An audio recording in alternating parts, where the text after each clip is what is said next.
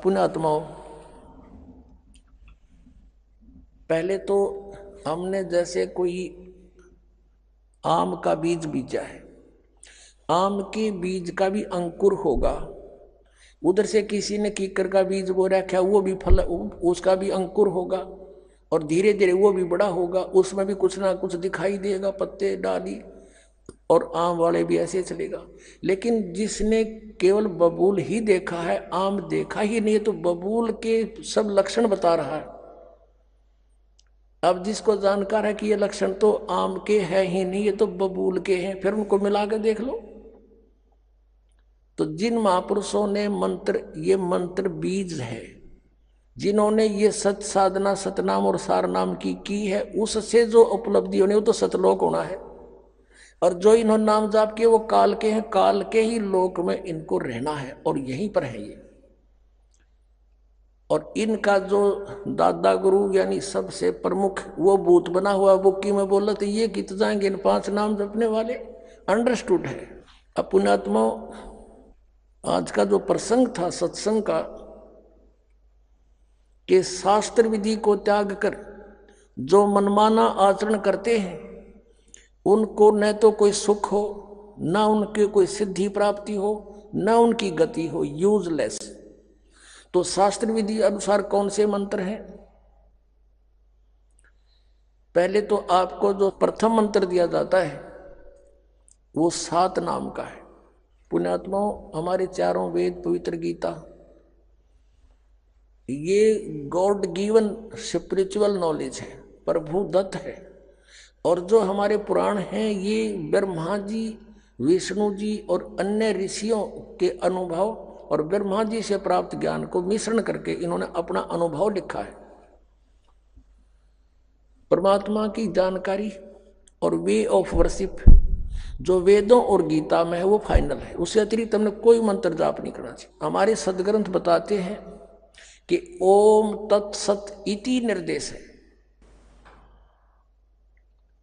Nothing else, यही निर्देश है, फाइनल फैसला है, डायरेक्शन है इस 3 मंत्र के जाप करने की, सच्चिदानंद घन ब्रह्म को पाने की। अब यहां प्रसंग उठता है, कई श्रद्धालु कहते हैं कि भाई गुरुजी नाम तो इन देवताओं के देते हैं और इनकी पूजा को मना करते हैं। पुण्यात्माओं, आप बच्चे हो और आप दूध के जले हुए हो, अब अपना कर्म मत बिगाड़ना, क्योंकि आप इस दास से अधिक नहीं जान सकते। इस दास से अधिक परमात्मा या वो संत जिनको भगवान मिले वो जान सकते हैं, अन्यथा इस पृथ्वी पे किस ब्रह्मांड में कोई नहीं जान सकता। आप अब अपना दिमाग खराब मत करना, क्योंकि आपका ज्ञान में कुछ मिश्रण उन अज्ञानियों का है जहां पहले गए हुए थे। अब पूजा और साधना में क्या अंतर होता है? जैसे आप जी को जल के गुणों का ज्ञान हुआ, उसकी प्राप्ति की तरफ हुई, आप पूजा तो कर रहे हो जल की, कि मुझे जल प्राप्त होना चाहिए, जल प्राप्त करूंगा। और साधना क्या है उसके पाने की विधि? जैसे हैंडपंप लगाना है तो बोकी लगानी है, पाइप नीचे पहुंचानी है, ये तो है साधना। और जिसके लिए ये सारा कुछ खड़ा हो रहा है वो है पूजा। अब जैसे हम पूजा तो कर रहे हैं अपने परमात्मा कबीर जी की सतलोक में जाने की, क्योंकि हमने उसके गुणों का पता लग गया। हम पूजा तो करते हैं अपने परमात्मा की, और साधना यानी ये मजदूरी, ये प्रयत्न उसके पाने के लिए मंत्र, ये औजार, ये इंस्ट्रूमेंट, ये प्रयोग कर रहे हैं, ये साधना कर रहे हैं हम। ये साधना पूजा नहीं है। जब हमें जल मिल जाएगा, हैंडपंप लग जाएगा, उस बोकी की जरूरत को नहीं, रख देंगे खुट्टी पर टांग कर पड़ी रखी।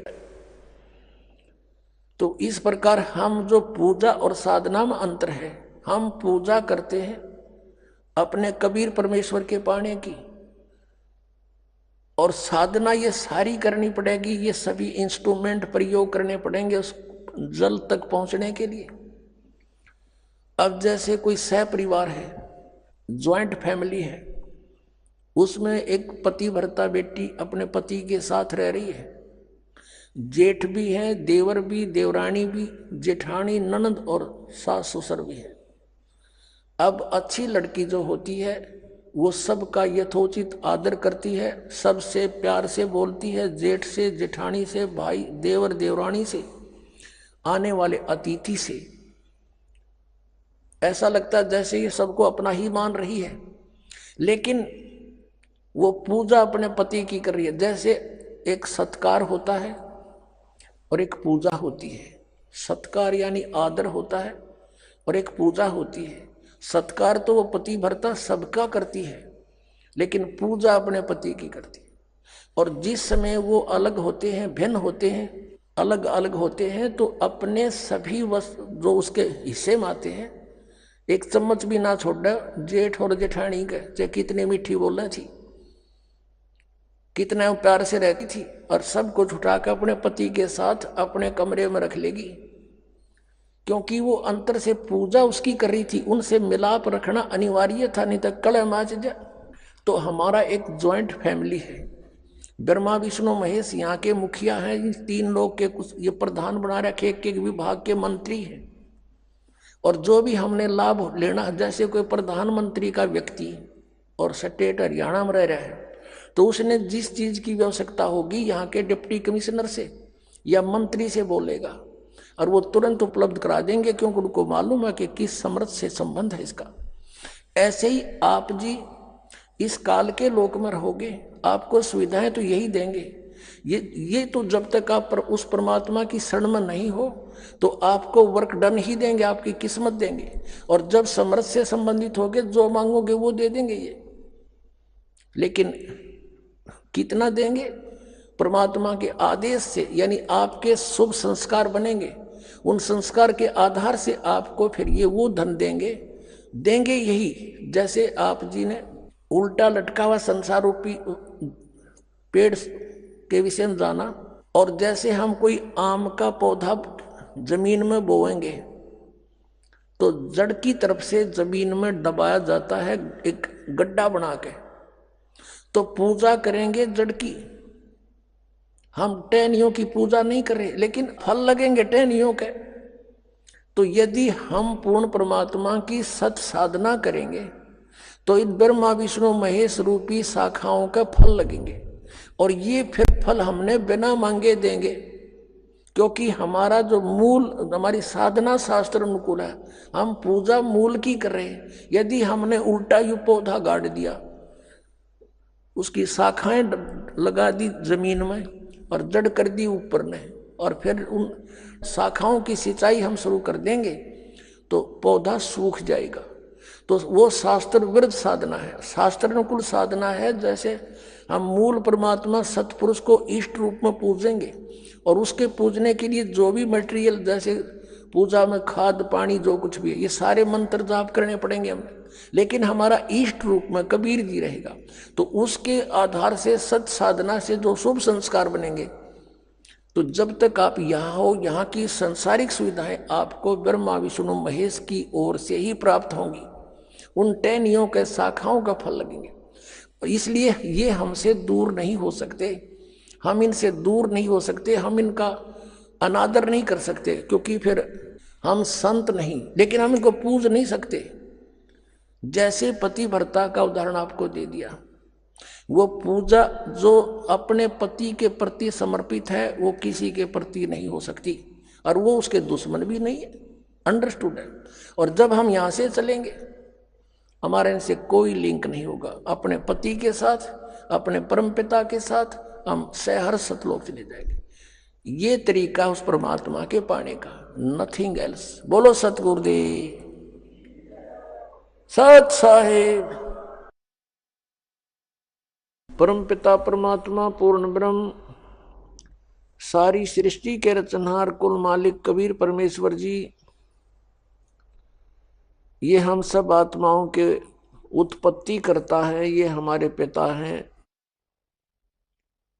जितनी भी आत्माएं यहाँ इस काल के जाल में फंसी हुई हैं, ये सभी उसी परमेश्वर की आत्माएं हैं। उन्हीं के बच्चे हैं। इस काल भगवान ने हमारा यहाँ पर दुरुपयोग कर रखा है। उसके लिए परमात्मा स्वयं आकर के ये जानकारी देते हैं कि बोली आत्माओं, तुम जहां रह रहे हो ये इस काल कसाई का स्थान है। पुण्यात्माओं, आज तक हमें किसी ने ये ऐसा ज्ञान नहीं दिया जिस कारण से हम इसी पीड़ा को, इन्हीं दुखों को और इसी प्रोसेस को, जन्म और मृत्यु, आजीवन इस पेट को ही पालते रहना, इस सारे प्रोसेस को हम यहाँ एक रूटीन मान लिया कि सबके साथ हो रहा है और ऐसा ही होता है, ऐसा ही होगा, और यही फाइनल सिस्टम है यहाँ का। इसलिए हमें कोई ऑब्जेक्शन नहीं रहा। कोई मरो या कोई बचो, कहीं अकाल गिरो, कहीं पर फ्लड आ जाओ, तो हम बाकी बचे हुए सोचते हैं कि हम सुरक्षित हैं। बस हम इतना ही जानकर अपने आप को सुखी महसूस करते हैं। लेकिन जिनके ऊपर वो आपदाएं आई, वो भी पहले ये समझ रहे थे हम सुरक्षित हैं। अपने आत्माओं, इसको बहुत गहराई से सोचो, एक इस पर गहन चिंतन करो। वैसे नहीं एक कान से सुनी दूसरे में का निकाल दी, ये कोई सत्संग सुनना नहीं होता।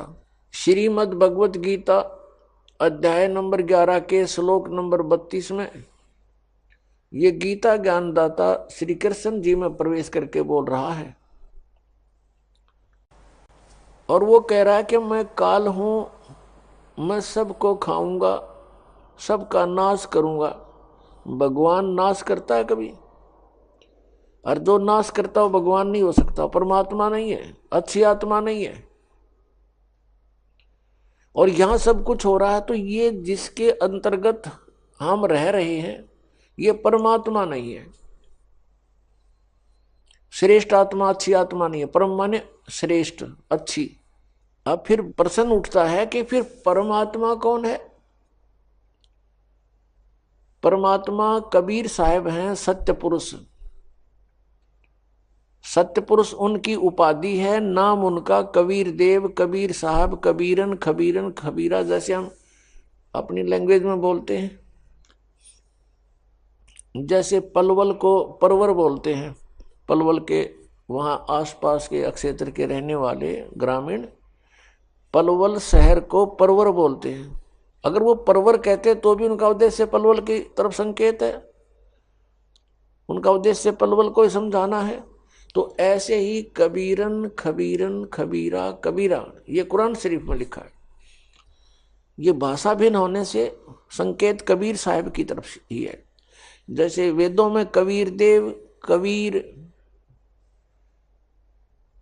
उसको ये व्याकरण के ज्ञाता, उस कबीर को वो कवि बोलते हैं, किसका कवि बनता है तो वो कवि साहब समझ लो।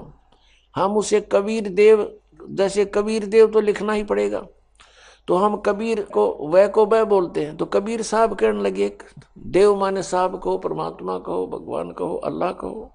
तो परमात्मा कबीर देव हैं। जैसे श्रीमद् भगवत गीता अध्याय नंबर 15 के श्लोक 16 और 17 में 3 पुरुष बताए हैं।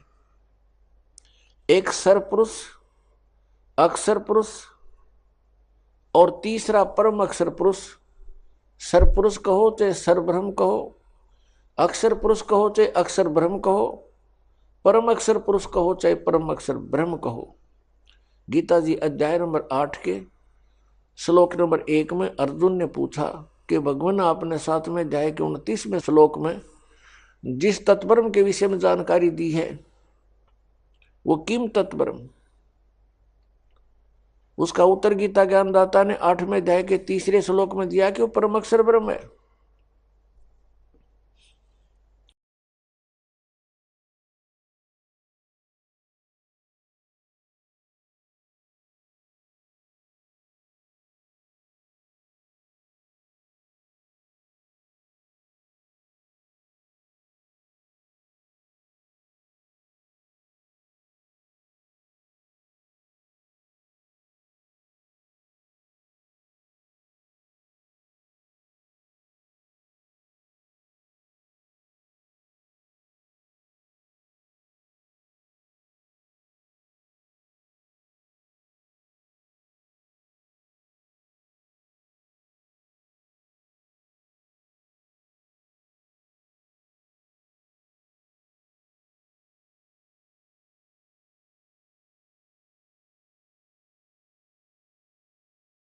वो क्या कहते हैं कि साहब ने, उनके लिए साहब अंडरस्टूड है कि एक्शन साहब, एक्शन साहब बार बार कहना अनिवार्य, वो आवश्यक नहीं समझते, वो साहब बोलते हैं। तो इसी प्रकार वो साहब प्रसिद्ध है उनके लिए, लेकिन उससे ऊपर बहुत साहब है। एससी साहब है, चीफ इंजीनियर साहब है, फिर इरिगेशन पावर मिनिस्टर साहब है, फिर मुख्यमंत्री साहब है, प्रधानमंत्री साहब है, राष्ट्रपति साहब है। तो ऐसे ये ब्रह्म जो है, यहाँ के प्राणियों के लिए ब्रह्म प्रसिद्ध हो गया, भगवान प्रभु इनके लिए ब्रह्म अंडरस्टूड है। इनका भगवान ब्रह्म कौन है? ज्योत निरंजन काल है। इसलिए इससे नेक्स्ट ब्रह्म की जानकारी देने के लिए परब्रह्म शब्द प्रयोग करना पड़ा। परब्रह्म यानी इससे नेक्स्ट ब्रह्म, इससे नेक्स्ट स्वामी, नेक्स्ट जो है अगला प्रभु। ब्रह्म माने गॉड, प्रभु राम स्वामी अल्लाह। तो इस गॉड से, इस प्रभु से जो यहाँ का प्रभु प्रसिद्ध हो रहा है, इससे नेक्स्ट जो है गॉड वो परब्रह्म कहलाता है। और एक पारब्रह्म, पारब्रह्म माने सबसे सुप्रीम, सबके पार, सबसे ऊपर, सबका ओवरऑल कंट्रोलर, वो पारब्रह्म है, उसको परम अक्षर ब्रह्म कहते हैं। ऐसे इस ब्रह्म पुरुष को समझना हमने। तो गीता जी अध्याय नंबर 15 के श्लोक 16 में दो पुरुष बताए, दो ब्रह्म बताए, दो प्रभु, सरपुरुष अक्षर पुरुष। और इन दोनों के अंतर्गत जितने प्राणी हैं वो सब नाशवान है, और ये स्वयं भी नाशवान है। जीवात्मा किसी की नहीं मरती, वो तो पशु की भी नहीं मरती, पक्षी की भी नहीं मरती। तो 17वें श्लोक में 15वें अध्याय के में तुरंत कहा है कि उत्तम पुरुष है तू अन्य परमात्मा इति उदाहरते। उत्तम पुरुष यानी श्रेष्ठ परमात्मा, श्रेष्ठ ब्रह्म, वो तो कोई और ही है। इन दोनों से अन्य है सरपुरुष और अक्षर पुरुष से। और परमात्मा इति उदाहरते, वो परमात्मा कहलाता है, वो श्रेष्ठ आत्मा है, वो परमात्मा है। और कौन है वो? ये लोकतरम आविष्य विवर्ती अवैश्वर, वो तीनों लोकों में प्रवेश करके सबका धारण पोषण करता है, और वास्तव में वो अविनाशी परमेश्वर है। यहां वास्तव में अविनाशी परमेश्वर क्यों कहना पड़ा? क्योंकि अक्षर पुरुष का अर्थ भी अविनाशी पुरुष होता है।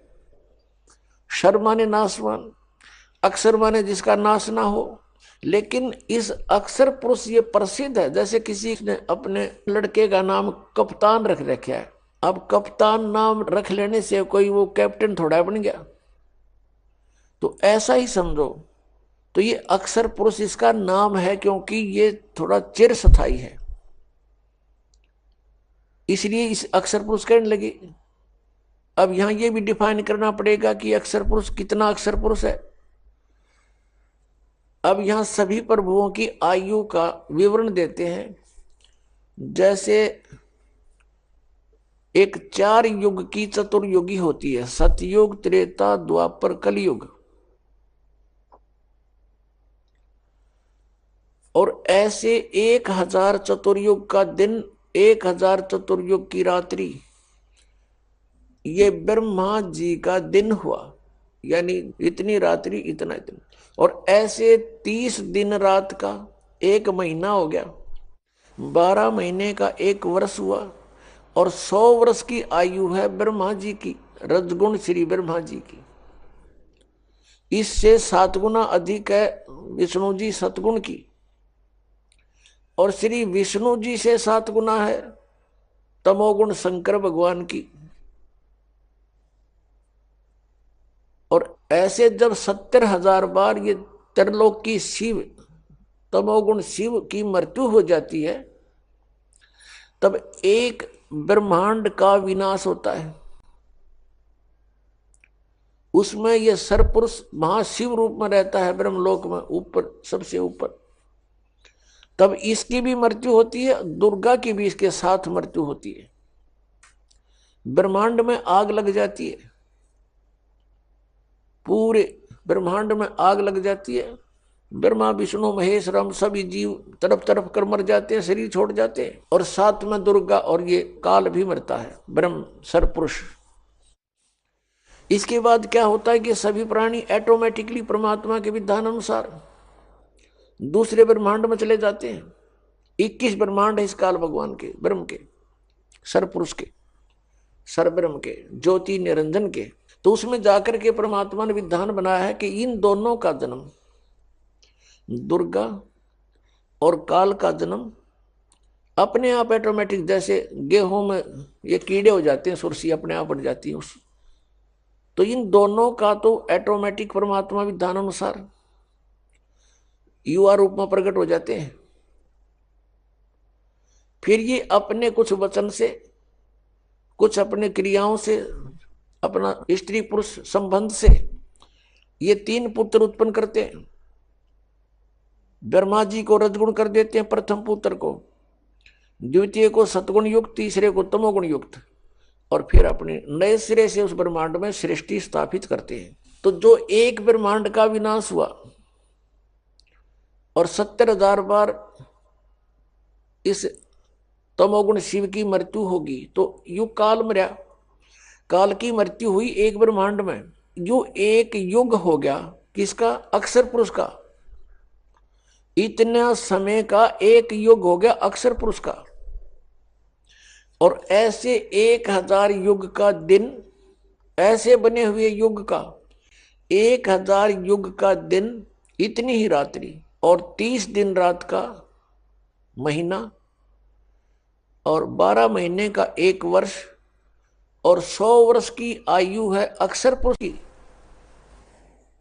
अब ये इतना अक्षर है, ये इतना चिर स्थायी है, इसलिए इसको अक्षर पुरुष कहने लगे। और फिर भी इसकी मृत्यु है। एती उम्र बुलंद मरेगा अंतरे, सतगुरु लगे न कान न भेंटे वो संतरे। इतनी लंबी उम्र भी हो जाएगी तो भी मृत्यु होगी, क्योंकि वो तत्वदर्शी संत नहीं मिला तुम्हें, जिसका गीता जी अध्याय नंबर 4 के श्लोक नंबर 34 में वर्णन है। और परम अक्षर ब्रह्म की, परम अक्षर पुरुष की मृत्यु नहीं होती। अपने आत्माओं, श्रीमद् भगवत गीता अध्याय नंबर 15 के श्लोक नंबर 16 और 17 में इसको अक्षर पुरुष बोला है। 16 में सरपुरुष और अक्षर पुरुष। सरपुरुष तो ये ब्रह्म है जिसकी ऐसे मृत्यु होती है इतने समय में, और अक्षर पुरुष इतनी लंबी उम्र, और इसलिए इसको अक्षर पुरुष कहने लगे, अविनाशी। लेकिन ये अविनाशी नहीं है, इसका विनाश होता। इसलिए गीता जी अध्याय नंबर 15 के श्लोक 17 में डिफाइन करना पड़ा कि उत्तम पुरुष है तू अन्य, वो श्रेष्ठ परमात्मा तो कोई और है। और परमात्मा इति उदारते, जिसको परमात्मा कहा जाता है वो है सही मायनों में परमात्मा, श्रेष्ठ आत्मा। और ये लोक तरम, और वही तीनों लोकों में प्रवेश करके अविषय विवर्ती अवय ईश्वर है। वो अवय माने अविनाशी, अविनाशी परमेश्वर है वो। अब इसलिए इसमें स्पेशल कहना पड़ा, इसलिए इस कंसेप्ट को क्लियर करने के लिए। तो पुण्यात्माओं, इस तत्व ज्ञान को समझने के लिए हमने बहुत समय लगाना पड़ेगा। अभी तक तो हमारे अंदर अज्ञान भर रखा था, ठोक ठोक कर, युगों से ठोक रखा है। और आत्मा कोई आज की थोड़ी है, ये तो जब से जन्मी है तभी से इस अज्ञान को अपने अंदर फीड करती आ रही है। इसके अंदर कोड वर्डों में सारा कुछ फीड है पिछले पूर्व जन्मों का।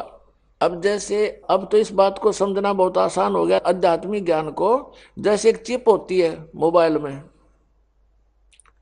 और उसमें 40-40 घंटे का, 50-50 घंटे का सत्संग आ जाता है। और इतनी गो है कति, बिल्कुल। ये तो एक परमात्मा द्वारा बनाए गए मनुष्य बनाई गई है। और जिस परमात्मा ने मनुष्य भी बनाया वो क्या बना सकता है? तो हमारे अंतःकरण में, आत्मा में परमात्मा ने ये सब ऐसा सिस्टम फिट कर रखे। असंख्य जन्मों का रिकॉर्ड आपके अंदर कोड वर्डों में जमा है, तो वो हमारे अंदर फीड है। अब गीता जी अध्याय नंबर 11 के श्लोक नंबर 32 में ये गीता ज्ञान दाता कहता, मैं तो काल हूं और सब न खाऊंगा, सब न मारूंगा, 11वें अध्याय के 21वें श्लोक में अर्जुन कह रहा है भगवान आप तो देवताओं को भी खा रहे हो, कुछ आपकी जाड़ा में लटक रहे हैं और आपसे प्रार्थना कर रहे हैं बख्श दो, मंगल हो मंगल हो। वेदों के स्तोत्रों से आपकी स्तुति भी कर रहे हैं, आप तो उनको भी खा रहे हो। तो यहां इसने स्पष्ट कर दिया भाई मैं तो काल हूं और सब न खाऊंगा, तू ना युद्ध करेगा तो भी इनको मार डालूंगा। तो हम जहां रह रहे हैं ये काल है, और ये कसाई बताया परमात्मा ने। काल कसाई हस्त है, सर्वे लोक को खाए, अंकुश निर्गुण नाम का ये सतगुरु दर पकड़ा जावे। सतगुरु के दरबार में कबीर परमात्मा जब आते हैं और उसकी शरण में जैसे हम आ जाते हैं, जैसे अब इस दास को भेज दिया परमात्मा ने, अपनी वही पावर दे करके शक्ति दे दी, काम उन्हीं की शक्ति, उन्हीं के हाथ में रिमोट है इस दास का। तो अब इस परमात्मा की शरण में इस दास के माध्यम से आने से भी आपको उतना ही प्रोटेक्शन मिलेगा। तो उन्होंने क्या बताया है कि जैसे तुम यहां ऐसे लोक में रह रहे हो, जैसे कसाई बकरे पालता है और वो सर्व सुविधाएं देता है अपने बकरों को स्वस्थ बना रखने के लिए, उनसे प्रजनन करवाता है, नर मादा को उसमें छोड़ देता है और वो बोले बकरे बच्चे उत्पन्न करते हैं, बकरे बकरियां, और उनमें कितनी ममता होती है। किसी के बच्चे को दूसरा बकरा या बकरी टच कर देता है तो उसके साथ भिड़ने को पहुंच जाते हैं वो बकरे बकरियां, उसके माता पिता, और खूब युद्ध करते हैं कि मेरे बच्चे को तूने क्यों सता दिया। और सभी सुविधाएं उनको प्राप्त होती हैं, यानी जलाशय बनाया हुआ होता है, उनके ऊपर शेड डाल रखा होता है, झोपड़ी, उनके लिए चरागाह बनाई होती है। अब वो बकरे ये सोचते हैं कि देख हमारा भगवान, हमारा स्वामी, हमारा प्रभु कितना दयालु है, हमारी कितनी केयर टेक करता है, कितनी देखभाल करता है, कितनी सुविधाओं का ध्यान करता है, कितना व्यवस्था कर रखी है, जिस कारण से वो उसको अपना एक दयालु स्वामी मानते हैं। और जब वो कसाई उन बकरों में आता है, उसको एक नेक इंसान मान के, अपना हितैषी जानकर वो भोली आत्माएं, वो बकरे उसके पास आ जाते हैं। कोई तो उसको चाटता है, वो ऐसे हाथ लगाकर देखता है और वो प्यार करते हैं, जीभ से चाटते हैं उसको, अच्छा नेक आदमी मान के। और वो ये देख रहा होता है ये कितने किलो का हो गया, मांस कितना हो गया, ये कितने का बिकेगा, और वो भोली आत्मा उसको अपना मालिक मान रहे हैं।